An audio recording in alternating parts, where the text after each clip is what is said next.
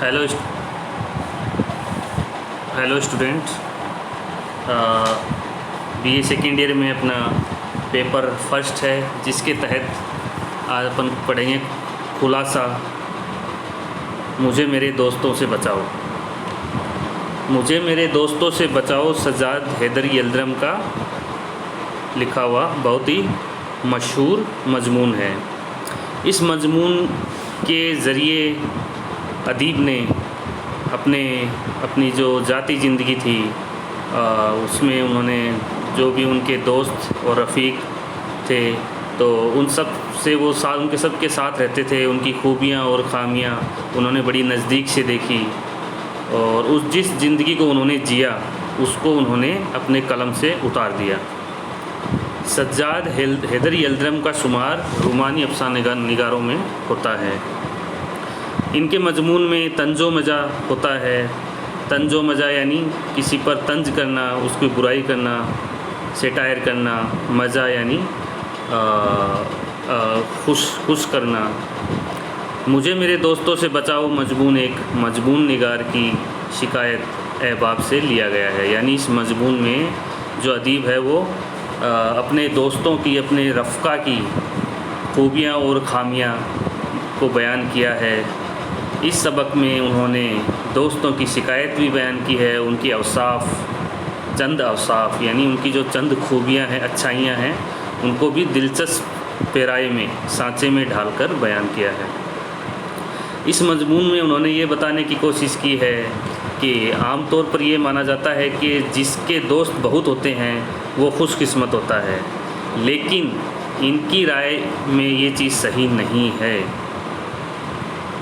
अदीब ये कहना चाह रहे हैं कि ज़्यादातर ऐसी एक सोच होती है, एक कैफियत होती है कि जिसके दोस्त ज़्यादा होते हैं वो ज़्यादा खुशनसीब होता है, लेकिन सज्जाद हैदरी यल्दरम इसके बरखिलाफ़ हैं। उनकी सोच, इनके जो ख़याल हैं ऐसे नहीं हैं। हकीकत में खुशकिस्मत वो हैं जिसके दोस्त बहुत कम होते हैं या एक भी नहीं है। वो एक फ़कीर से जो सदा लगा रहा था कि मैं कितना बदकिस्मत हूँ कि मेरा कोई दोस्त नहीं है। एक फ़कीर के बारे में वो लिख रहे हैं जिन्होंने देखा था वो सदा यानी अपनी आवाज़ लगा रहा था और अपने आप को बदकिस्मत कह रहा था कि मेरा कोई दोस्त नहीं है।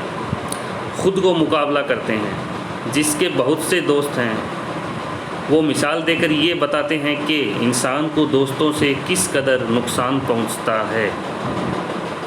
सज्जाद हैदरी यल्दरम मिसाल दे के बताते हैं कि हमें दोस्तों से किस तरह का नफ़ा और किस तरह का नुकसान है।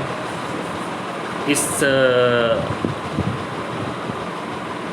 मसलन वो एक मजमून लिखना चाहते हैं मगर उन्हें यकीन नहीं कि इन्हें दोस्तों से इतनी फ़ुर्सत मिलेगी कि वो तन्हाई में बैठकर अपना मजमून लिख सकें। यानी ज़्यादा दोस्त होते हैं तो दोस्त को अकेलापन या तन्हाई नहीं मिल पाती कि वो अपना ज़ाती या निजी काम वो खुद आराम से कर सके।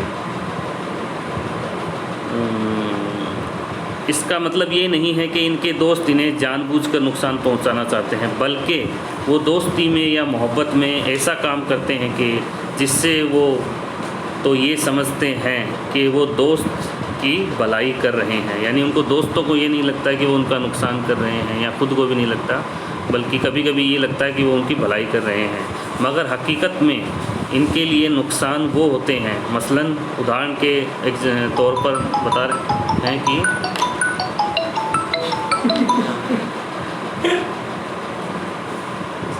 बैठता जब आएगा तो शोर मचाते और चीज़ों को उलट पुलट करते हुए। यानी जब उनके दोस्त आते हैं तो वो चीज़ों को इधर उधर करते हैं, पलटते हैं।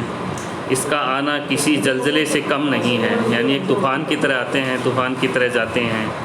इस तरह मुसन्निफ़ ने मजमून लिखने के लिए जो ख़यालात जमा किए थे वो किसी अपने साथ ले जाता है। यानी मुसन्निफ़ ने जो तन्हाई में जो ख़याल उसके दिमाग में, जहन में आए थे और उसको वो कलमबद्ध करना चाहता था वो कहीं गुम हो जाते हैं, उसका जहन दूसरी तरफ मुस्तकिल हो जाता है। इसी तरह इनके दोस्त मोहम्मद तहसीन हैं। ये बाल बच्चों वाले आदमी हैं, बस दिन रात मुसन्निफ़ से अपने बच्चों का किस्सा बयान करते हैं। जब कभी मौसम की बात कर दूं तो कहते हैं मौसम बड़ा ख़राब चल रहा है, बच्चे बीमार हैं। इसी तरह यल्दरम एक रईस दोस्त हैं, वो इनको अपनी जागीर के गांव में बुलाते हैं ताकि वहाँ पर फ़िज़ा और माहौल तन्हाई में बैठकर अपना मजमून तैयार करें। यानी एक दोस्त हैं वो ऐसे बाल बच्चेदार दोस्त हैं जो अपना दर्द बयान करते रहते हैं, अपने बच्चों की तकलीफ़ें उनको बताते रहते हैं। एक दोस्त ऐसा है जो ज़मींदार है और रईस ख़ानदान से है, तो वो अपने गांव में उसको बुलाकर वहाँ के फ़िज़ा और माहौल और तन्हाई में बैठकर मजमून तैयार करने के लिए कहता है। मगर होता ये है कि कुछ देर बैठकर ख़यालात जमा करते हैं और लिखने की तैयारी करते हैं कि इनके दोस्त का बुलावा आ जाता है। जो ही वो लिखना चाहते हैं तभी इनके दोस्त का बुलावा आ जाता है। वो किसी दोस्त से मिलना चाहते हैं, कुछ देर बाद वो फिर वापस आकर अपने ख़याल जमा करते हैं। दोस्त के वहाँ जाते हैं तो मिलते हैं, खाना खाते हैं, सोते हैं, उनको वक्त नहीं मिल पाता लिखने के लिए। जो ही वो लिखना चाहते हैं फिर कोई ना कोई ऐसा काम बीच में आ जाता है। बड़ी मुश्किल से मुझे सरा मिलता है, तन्हाई मिलती है, जगह मिलती है। इनका नौकर आकर फिर इनके ख़यालात मुंतशिर कर देता है और कहता है कि साहब खाने पर बुला रहे हैं।